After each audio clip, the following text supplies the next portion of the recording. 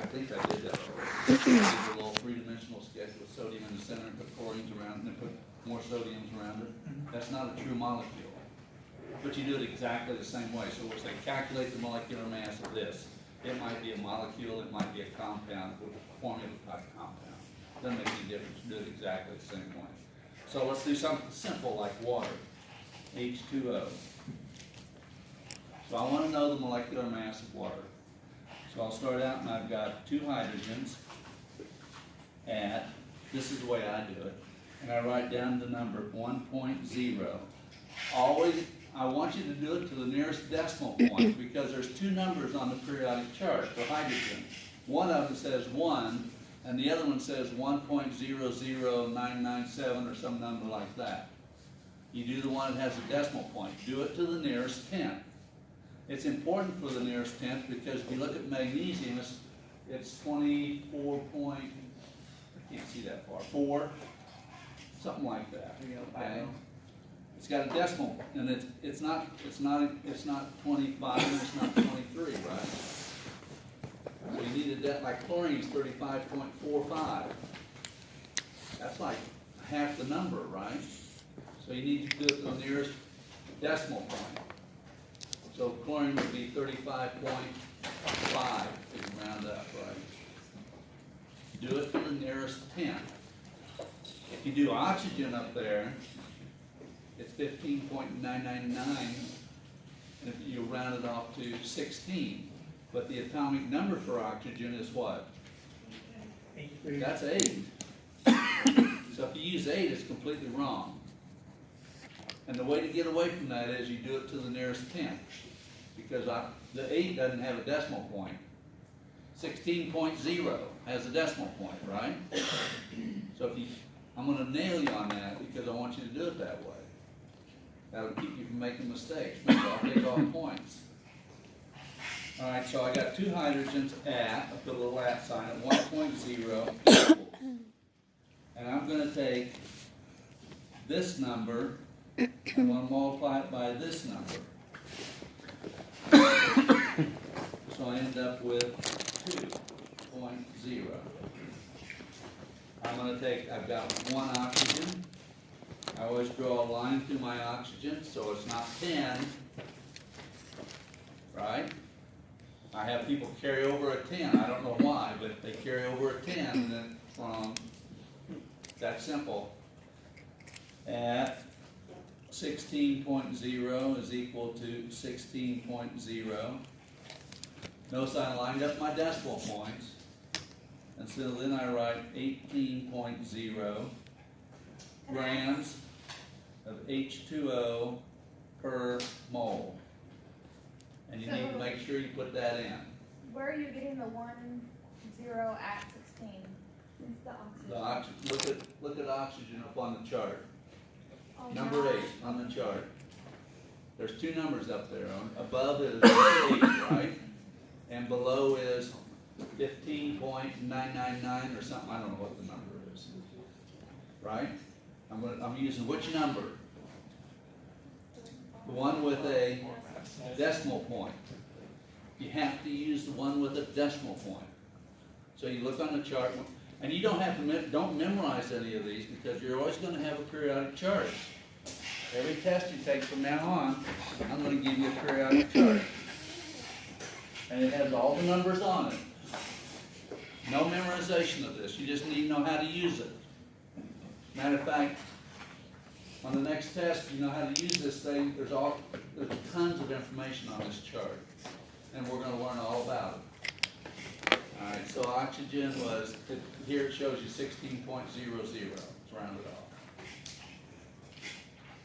So make sure that you put in the units. If you just write 16 or 18.0 down, I'll take off. I want units. So what does that mean?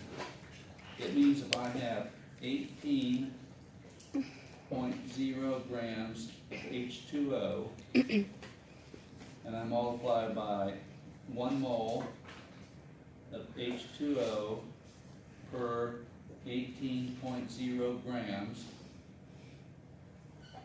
You don't have to write water in the numerator and the denominator unless you want to. Because I know if it's 18 grams per mole, I know we're talking about water, right? So the grams cancel out. And I end up with 1 mole of H2O.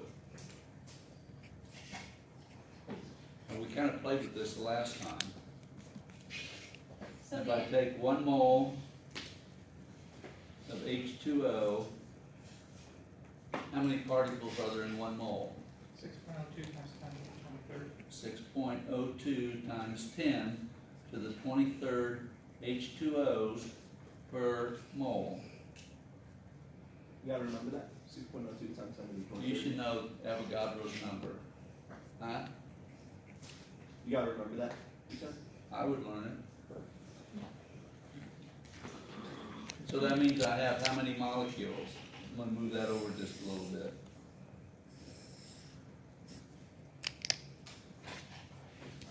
So the 1 mole cancels, right? And I end up with 6.02 times 10 to the 23rd H2Os. That's how many particles I have of water. So I just have a question. So the H2O, this is the entire process to give them molecular mass. 18 grams per mole. I'm talking about everything in red at the bottom. Everything in red at the bottom. Yeah. What about it? That's all included in the one. Whenever I see this, I know all that's true. Because of what you're doing right now. Yeah, if I want 1 mole of water molecules, how many grams do I have to measure? 18. If I want 6.02 times 10 to the 23rd water molecules, how many grams do I have to measure? 18. So 1 mole of water molecules gives me how many moles, now be careful, how many moles of oxygen atoms? 1 mole of water molecules give me how many moles of oxygen atoms? 1. There's 1 oxygen in a water, right? Mm-hmm. If you have 1 mole of water, then you have how many oxygen atoms? 1 mole. How many moles of hydrogen atoms? 2, because water has 2 hydrogens. So that means for every mole of water, I have 2 moles of hydrogen atoms. They're particles. But they're all hooked together to form a water molecule. 2 hydrogens and an oxygen are hooked together to make a water molecule. So they come in a group of 2 hydrogens, 1 oxygen, each water molecule. 2 hydrogens, 1 oxygen. All right? So what would your question look like on the test when you want us to do that? We're going to do problems that way. In other words, I'll ask you to calculate the molecular mass. Calculate the molecular mass of H2SO4.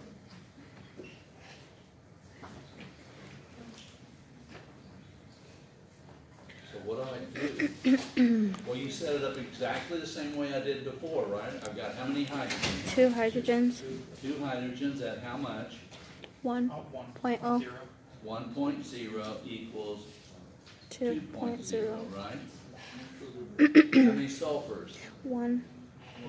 1 sulfur at 32.0. Is that right? Well, it says Equals 32.06, wouldn't it be 31.0, huh?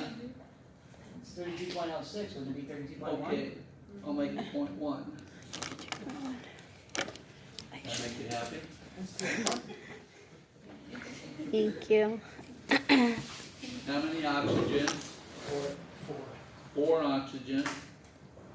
Draw a line through it at 16.0 equals 64.0. Notice I lined them all up again, right? Pretty careful. So I got 98.1 grams of H2SO4 per mole. of H2SO4. Remember, if I write H2SO4 in the numerator, I have to write it in the denominator, if you want to. Okay, so just so, you did remember the decimal for each one, The number of times it appears in the formula. 32, okay. And then you just add in, that's just. Add them all together. So let's do one that's harder. Where'd it go? Calculate the molecular mass of Can you write out the steps? PASSIUM, potassium, aluminum, sulfate, dodeca, hydrate. Put potassium down here.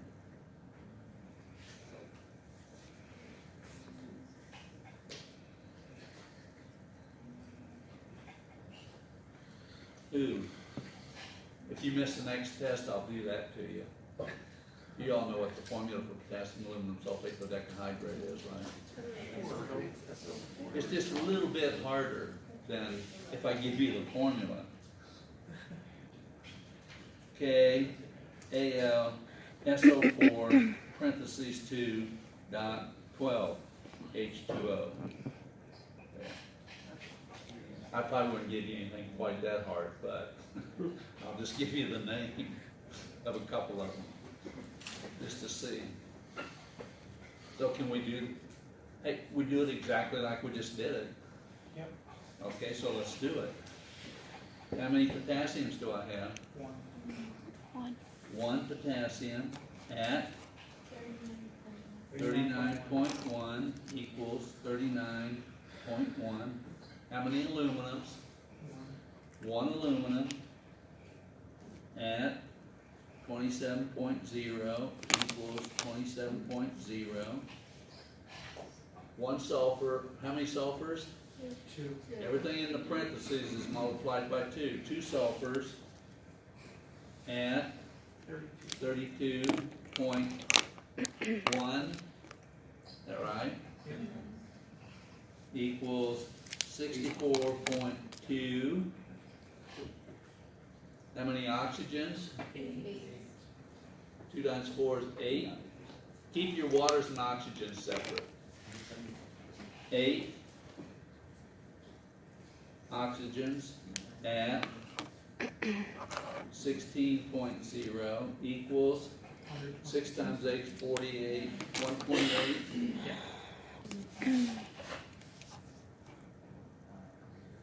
And how many water molecules do I have? 12.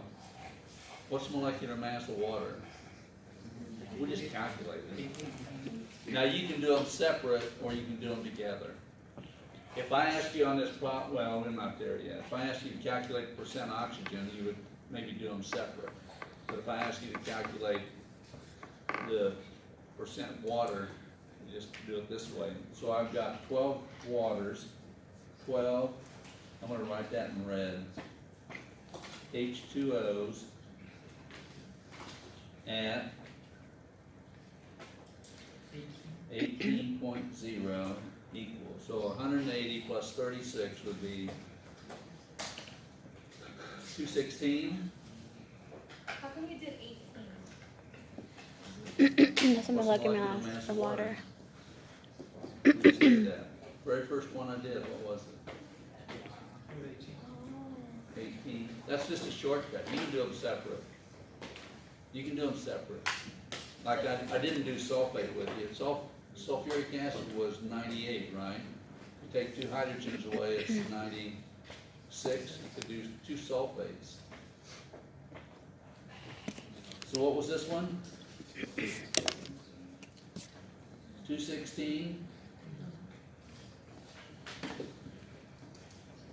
Add them all together, 474.3 grams. KAlSO4 parentheses 2 dot 12 H2O per mole. That's the reason I only write it in the numerator. I don't wanna write all that down twice, I'm lazy. So if I wanted 1 mole of alum, that's what that is, I'd have to measure out how many grams? 474.3 grams to get 1 mole of this stuff. Did everybody see how to do these? Questions? Can we do one more? Yeah, please. Why is the sulfate times 2? What? Why is the sulfate times 2? Why is the sulfate times 2? Because, oh, let's see. Charge, because 3, aluminum has plus 3. Aluminum, potassium is or plus 1. potassium's plus 1, aluminum's plus 3, sulfate's minus 2. Got it? I'm not sure. Gotta balance it to 0, right? So that's why you put the parentheses. with Parentheses rounded subscript 2. Yeah. Did you get it? I have the idea down. When you do, what's the total charge on any compound? 0? 0. So the potassium's plus 1, aluminum's plus 3, that's plus, help me, 4. Sulfate's minus 2. To balance that charge, I need how many sulfates? 2. Now you got it? Yeah. Okay. Another question. All right, so now I'm going to answer your question, have you do it again, but I'm going to do it different. All right, so now the next one. Calculate the moles of HNO3 and 500 grams of HNO3. So here we're going to go, we're calculating molecular mass, now we're going to go from grams, let me move it down just a tad, not much.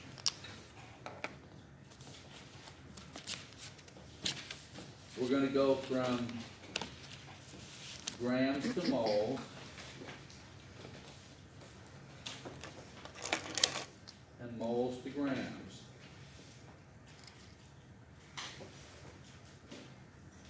And molecular mass is a conversion factor, grams per mole. Just like gases, $2.87 per gallon, right? Conversion factor. Same kind of thing, exactly the same kind of thing. So in this problem, it says calculate the number of moles of HNO3 and 500 grams of HNO3, or equivalent to 500 grams of HNO3, however you want to say it. So, what's the first thing I got to do? Break that down. Break it down. I got to get my molecular mass, right? Mm-hmm. Okay, so I have 1 hydrogen at 1.0 equals 1.0. 1 nitrogen at, what's nitrogen? 14.0 equals 14.0. I got 3 oxygens at 16.0 equals 48.0.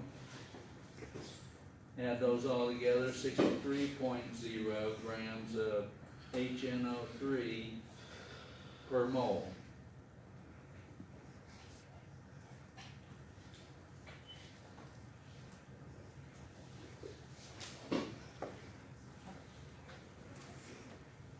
We should be getting pretty good at calculating molecular mass.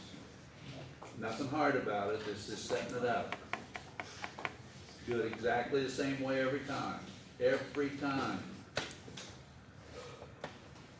So now I want to convert grams of potassium, or grams of nitric acid to moles of nitric acid.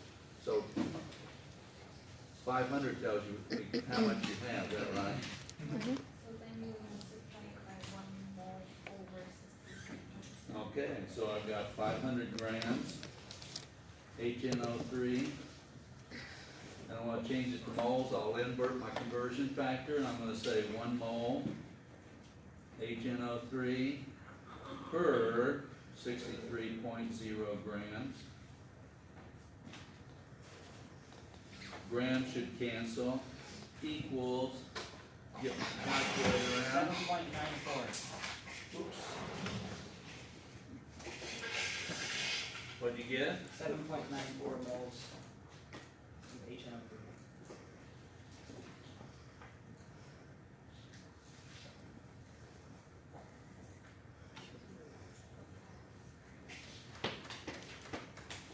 Oh, I got a decimal point there, it's there. So I, 7.94 gram moles. Almost screwed it up. Moles. Move it over a little bit.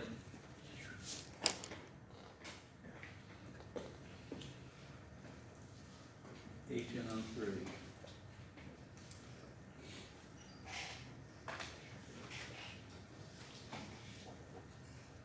Alright, so this one was grams to moles, is that right?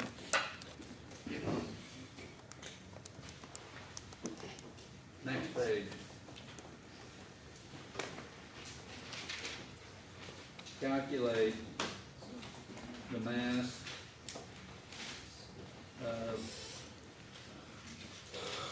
4.5 moles, 4.50 moles of sodium bicarbonate. Who knows the formula? Who's in my lab? NaHCO3. Sodium bicarbonate. What's the first thing I gotta do? I need to figure out the molecular mass, right? Alright, so then I've got one sodium at 23.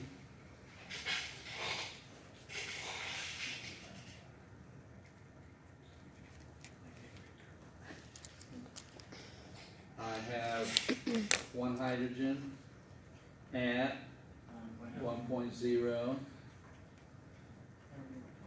I have one carbon at 12.0.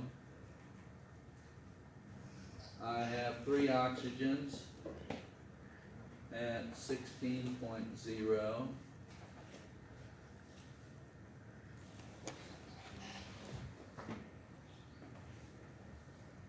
Add them all together, 0.0, that's 60, 70, 83, 84.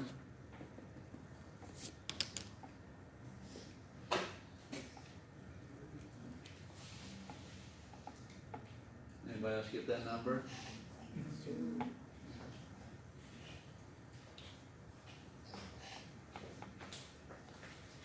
So what tells me how much I have? 4.50 moles.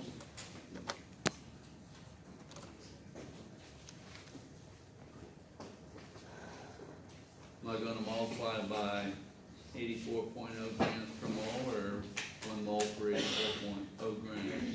84.0 per mole.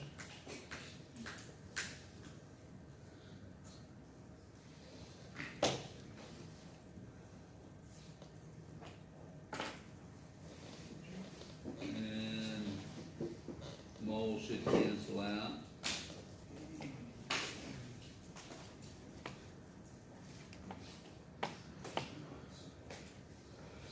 Equals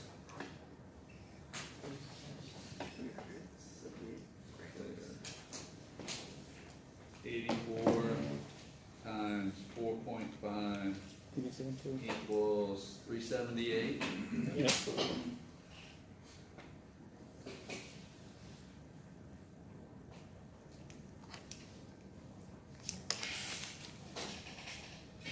Would it be 370 because of the No, why not? Why'd you ask? because of the 4.50? How many significant figures? Ah, come on. Yeah. Yeah, it's 3. As a matter of fact, it wouldn't be 370, it'd be 380 if it was only 2. Any zero to the right of the decimal and to the right of the last non-zero digit is significant. I won't write it down if it's not.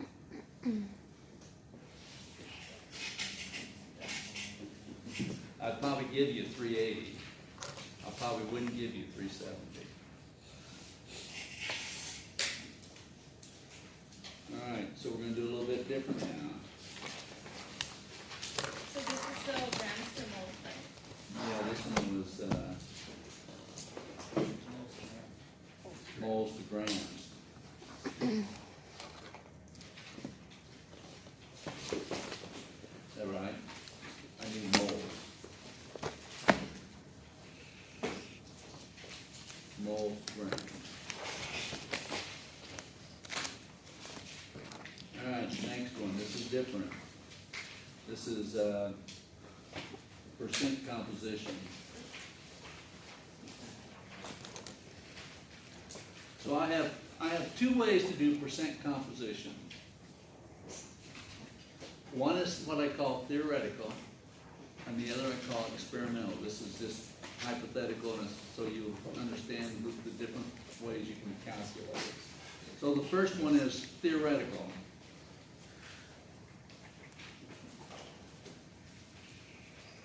Theoretical percent composition, I use the formula. And that number is fixed. It's fixed. I don't change it at all. That really determines what the compound is. For example, water, H2O. Calculate percent hydrogen and H2O.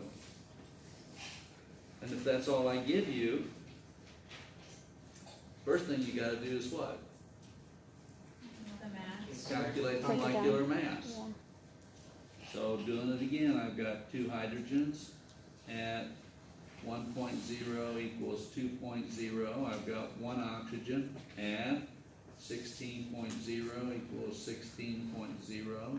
Total 18.0 grams H2O per mole.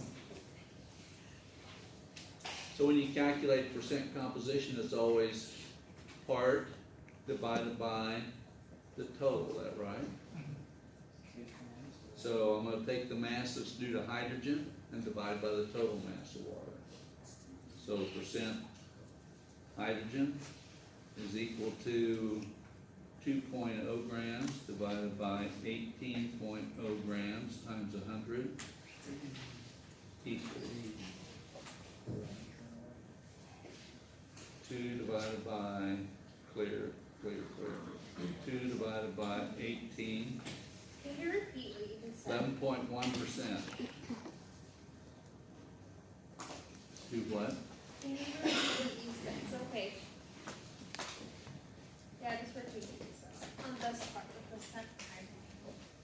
Down at the bottom, Yeah. percent hydrogen is equal to the part divided by the total. You can never have more than 100%, right? Can you ever have more than 100%? How come you didn't do 16? Because I'm calculating percent hydrogen in water. Water's made up of hydrogen and oxygen, right? And that, the 11.1% hydrogen is what makes it water. So I'm just gonna move this over. I think I can get it all on here.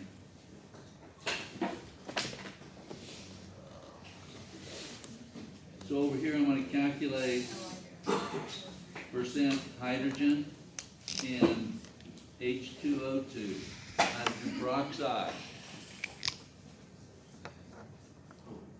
So what's the first thing I have to do again? I need to know the molecular mass of hydrogen peroxide, right?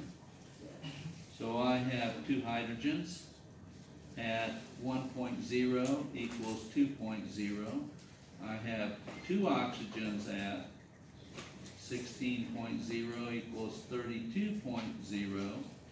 Total is 34.0 grams of H2O2 per mole. Now, if I want to calculate the percent hydrogen, that's kind of messy right there, all these things.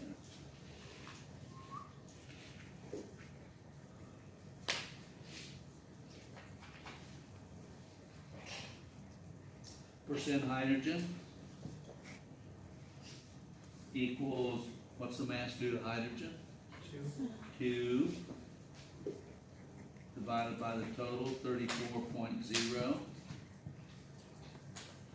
times 100 equals, so I got, this time I've got 2 divided by 34.0 equals, I got 5.89.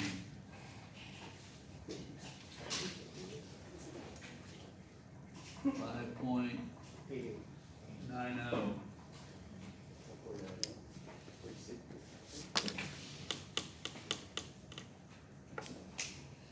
No, 5.88. No, what I'm thinking of.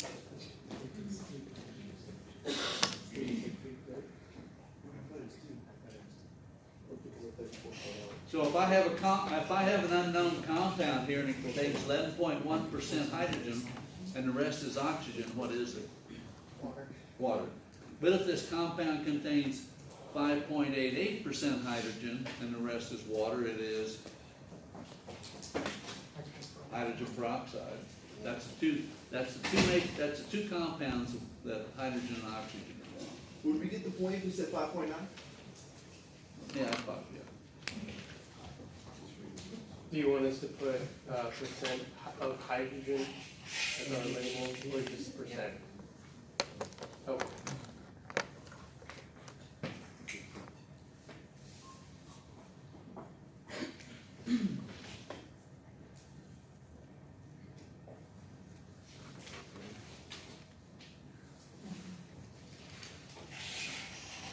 So what is theoretical percent? It's based upon the The formula. formula, Right? yeah. I give you the formula and you calculate the percent composition. You're gonna do something kind of like this in the lab. When you do the percent oxygen and potassium chloride. What we just did was the iron and sand and salt, calculating it. That doesn't have anything to do with this. Well, we could figure out percentages for it. Yeah, but we're not there yet in here. Okay, so now moving on. So now percent composition.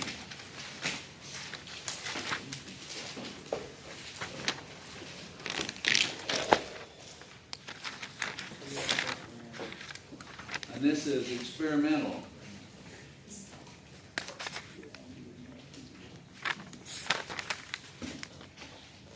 There's actually about 3 ways we can do this. You need to make sure when you read the problem, make sure you understand what it's asking for.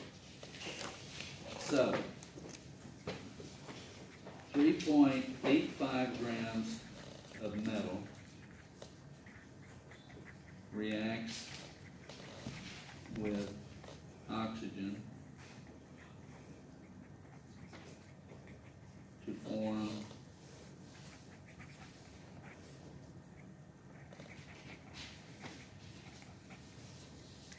8.80 grams of metal oxide.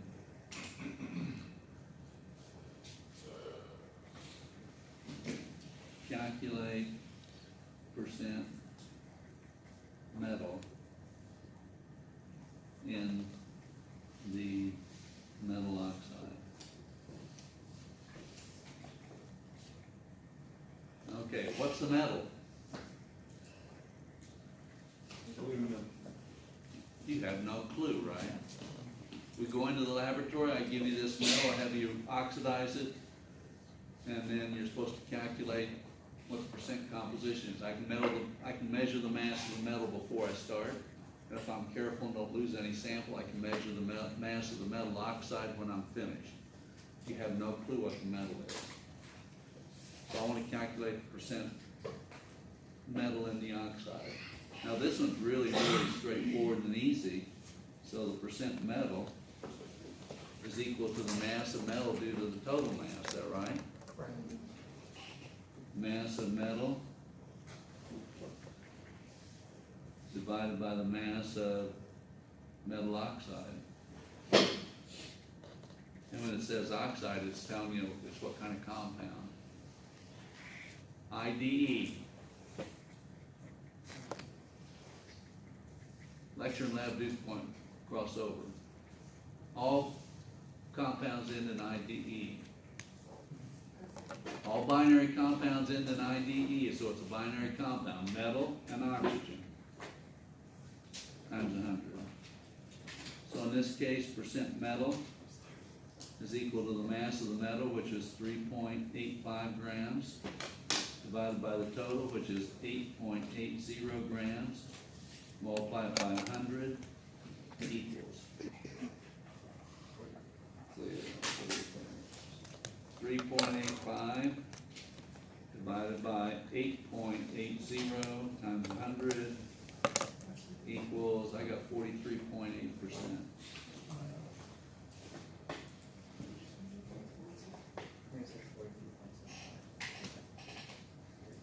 Anybody else get that? Do you know what the metal is? No. In the other case, when I was doing the percent hydrogen in water, I knew what the compounds were, what all the elements were, right? I knew everything. Here, I don't know. Right. This one is straightforward because I gave you the mass of the metal, and I gave you the mass of the metal oxide, so all you gotta do is set it up and calculate it. Don't have to do anything else. Question? Next one.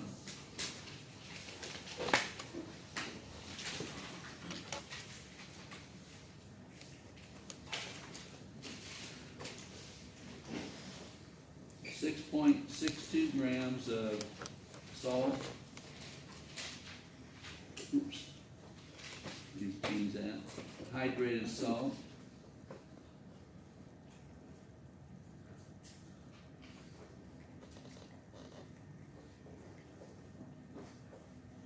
Was heated to a constant mass of 4.95 grams. Calculate percent water in the hydrate. Okay, so I took the hydrated salt,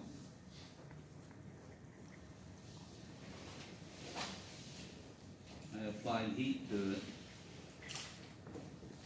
and that broke down to form anhydrous salt.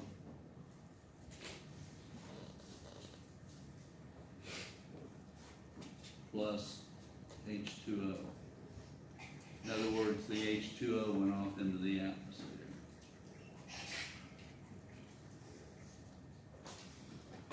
You're gonna do this in the lab. What does that one say? Now what? The hydrated salt, arrow, And Water. hydrogen. Water goes up. This is a flame right here. Okay, and then the next word over. Anhydrous. Anhydrous. Anhydrous? Anhydrous. Thank you. And what does anhydrous mean? Water. Without water, right? Without water. Okay, so if I take the 6.62 grams of hydrate, and I subtract from it the 4.95 grams of anhydrous, whatever that comes out to be, 6.62, clear. 6.62 minus 4.95 equals, I got 1.67. Thank you. This is like using your dehydrator. You take your figs, okay? Anybody have a fig tree? You can dehydrate them. So you got a dehydrator, they got moisture in them, right?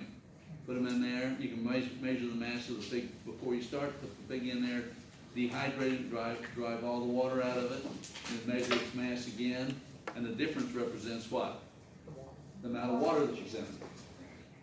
That's what we're doing, except we're using the salt. So how do I calculate the percent water in this thing? I'm gonna take the mass due to water, 1.67 grams, divided by the total mass, 6.62 grams, times 100, equals. Clear. 1.67 divided by 6.62 times 100. I got 25.2%. Anybody else get that? So this time I had to find the difference, right? First time they gave you both numbers. This time you gotta get the difference. So I got one more case.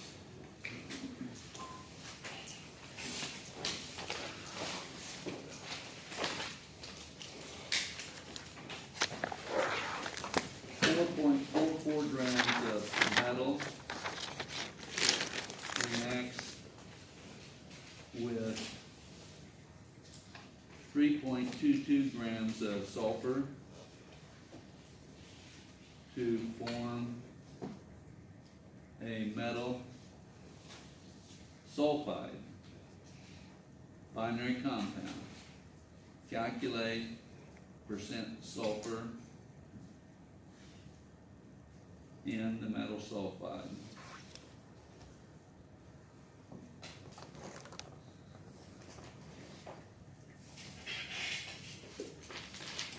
This is kind of a fun experiment. You take copper wire, then we used to do this with lab. Take a piece of copper wire, roll it up into a little ball, a little circle, like a garden hose, and you put it in a crucible and you cover it with sulfur, then you cook it until all the sulfur's gone. And it makes copper sulfide, and when you take it out, when it's cool, you get it while it's hot. Take it out, and it breaks. Because it's copper sulfide now. It's not copper wire, it's copper sulfide. Okay, so I've got 4.44 grams of metal, and I've got 3.22 grams of sulfur. Add those all together, 7 grams of metal sulfide. How do I find the percent sulfur? 3.22 divided by 7.66. Oh, come on.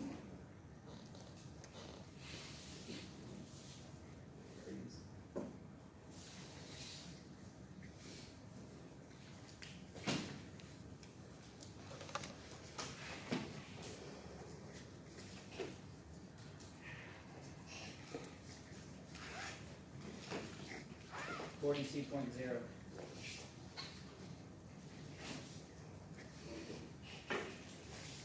42.0% sulfur.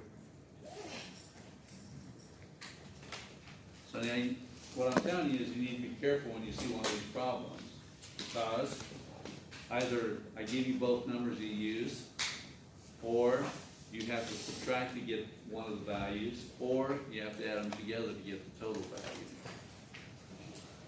And it tells you, if it says so many grams of metal sulfide, that means it's combined, right? If it says it's combined. But if it says just metal and sulfur, then they're not combined. Questions on that? Do you have like a somewhere? There's 50 problems on porcelain, and the answers. And there's all kinds of stuff on the web. Tons of stuff on the web. I don't know where to tell you to start looking. Can you explain how, when you know if you have to add it or subtract it again? Oh, by the endings, let's go back and look at those then.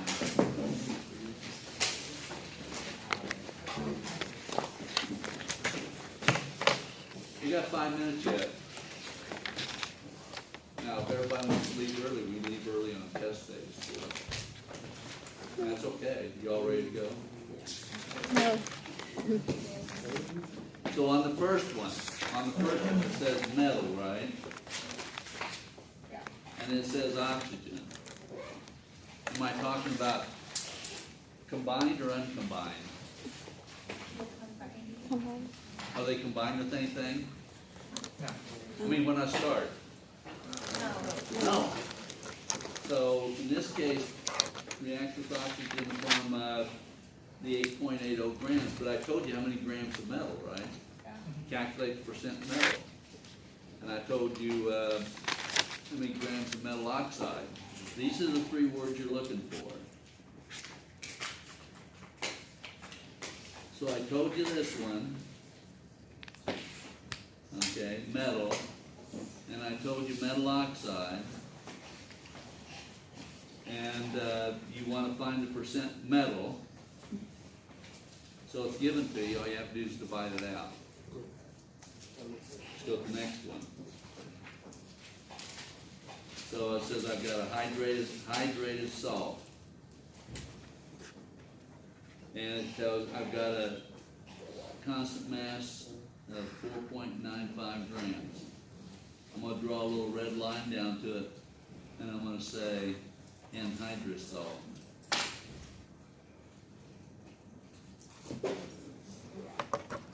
But it wants to know the percent water, is that right? So I told you how much of hydrated, and I told you how much of anhydrous. The difference is water. So that's what you're looking for, right? So you have to take the difference of those. So to understand that it's anhydrous, we have to know that. What's anhydrous mean? Meaning that it's heated, right? Means that there's no water in it. Right, but in order to understand that, you would have to know that something was heated, right? Like you said in the Well, it does tell you it was heated. Okay, so then that would tell you that it's, It wouldn't have to tell you Oh. to say it. The hydrated salt has so much, the anhydrous form has so much mass. What's the, gotcha. So pretty much the clue words there are hydrated salt and anhydrous. that Would helps you subtract understand, that? yeah. So the next one, it tells you metal, and it tells you metal sulfide, and it tells you sulfur. Now the catch here is it tells you how many grams of salt, how many grams of metal, and it tells you how many grams of sulfur, is that right? Correct. So, and you wanna know the percent sulfur, so you have to figure out the total mass of both of them. Gotcha. That makes sense. Another question. So this is, I've given you all the problems on the next test except one problem style. And I'll give that to you a little bit later. Next week, next period, I'm gonna talk about, I'm gonna start talking about atomic theory.